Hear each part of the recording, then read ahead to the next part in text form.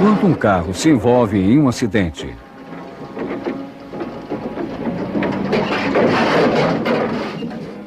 ou quando um sino toca, o som que ouvimos não é produzido por esses objetos diretamente, mas por suas vibrações. Essas vibrações produzem ondas sonoras que se deslocam pelo ar até nossos ouvidos. Nos ouvidos, elas se transformam nas sensações de som que estamos acostumados a ouvir. Quando um alto-falante é ativado, os movimentos das suas membranas são transmitidas para as moléculas de ar que estão em contato com ele. Elas se movem e provocam uma espécie de reação em cadeia, na qual deslocam as moléculas que estão à sua volta. Assim, formam-se ondas sonoras que são transmitidas em todas as direções. Quanto mais rápidas forem as vibrações, mais alto é o som.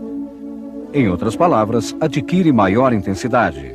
A altura e o diapasão de qualquer som são, portanto, suas principais características.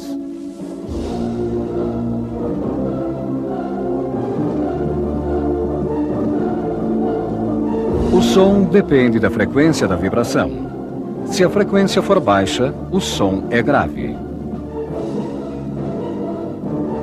A frequência do som é medida em hertz. Os seres humanos são capazes de ouvir uma vasta gama de sons que vão de 20 a 20 mil hertz aproximadamente.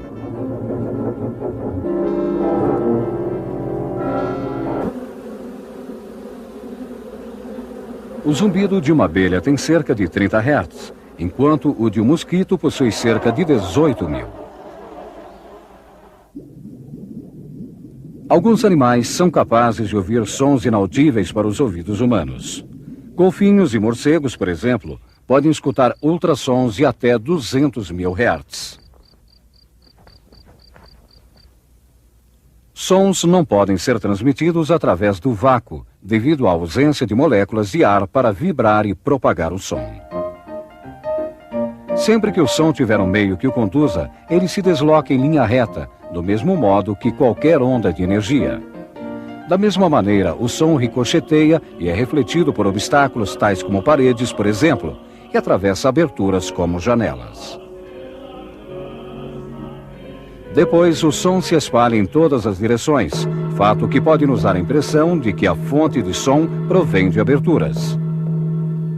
O ouvido humano, porém, é tão preciso que, apesar da diferença sutil entre ouvir um som primeiro por um ouvido e em seguida pelo outro, somos capazes de determinar com exatidão de onde determinado som provém. Nosso ouvido é capaz de distinguir uma grande variedade de sons ao mesmo tempo. Em uma festa, por exemplo, somos capazes de distinguir o que a pessoa que está à nossa frente está dizendo, porque nosso cérebro seleciona os sons que nos interessam e reduz a intensidade de outros sons periféricos. A estrutura do ouvido. Nosso ouvido é um órgão que foi projetado especialmente para captar ondas sonoras do modo mais eficiente possível. Ele trabalha 24 horas por dia, mesmo quando estamos dormindo. Sua estrutura é, ao mesmo tempo, complicada e delicada. Por isso, ele é protegido pelos ossos de nossos crânios. Ele é constituído de 3 partes principais: o ouvido externo, o ouvido médio ou cavidade do tímpano e o ouvido interno.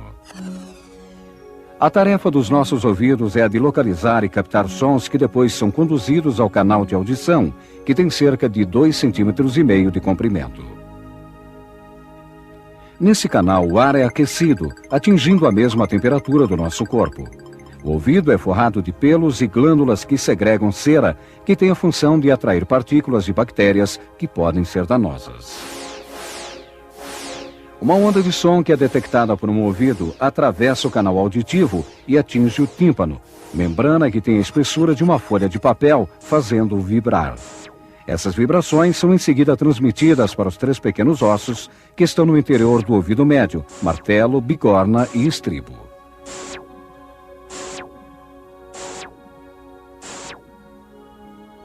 Esses ossos, que são os menores do corpo humano, ligam o ouvido externo ao interno e fazem isto com extrema eficiência. Estes ossículos do ouvido ampliam as ondas de som até cerca de 20 vezes, para auxiliar o ouvido interno a desempenhar sua tarefa. Nosso ouvido médio é ligado ao ouvido externo pelo tubo de Eustáquio, que liga nossa garganta ao nariz. Este tubo faz com que exista a mesma pressão dos dois lados do tímpano.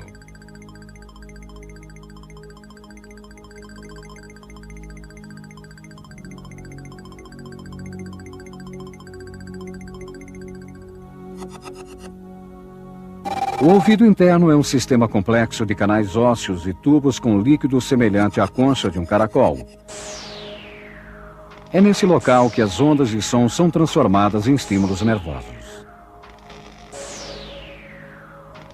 A vibração destes pequenos ossos do interior do ouvido médio agita o fluido do ouvido interno, que se desloca ao longo desta estrutura semelhante à concha, estimulando, ao fazer isto, milhares de pequenos sensores.